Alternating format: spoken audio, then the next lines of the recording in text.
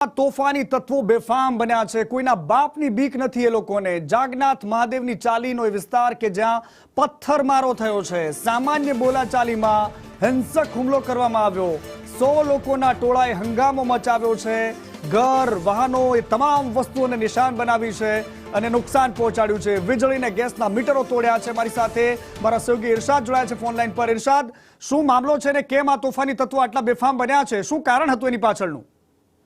આજે ખંભાતના જાગનાથ મહાદેવની ચાલી વિસ્તારમાં જે નાના બાળકો વચ્ચે સામાન્ય બોલાચાલી થઈ હતી અને જેણે ઉગ્ર સ્વરૂપ ધારણ કર્યું હતું। આ નાના બાળકોની બોલાચાલી બાદ મોટેરાઓ સામસામે આવી ગયા હતા અને જે 100 જેટલા લોકોનું જે ટોળું છે તોફાની તત્વોનું, તેઓએ આ જાગનાથ મહાદેવની ચાલી વિસ્તારમાં હુમલો કર્યો હતો અને 10 જેટલા ઘરો પર પથ્થરમારો કરીને તોડફોડ કરી હતી। જેમાં બાઇક છે, એક્ટિવા છે, ગેસના મીટરો, જીબીના મીટરો, આ તમામ વસ્તુઓ તોડી નાખી હતી। તેમજ જે નોટરી એડવોકેટ ના ઘરનું તાળું તોડીને LED ટીવી પણ લઈ ગયા હતા।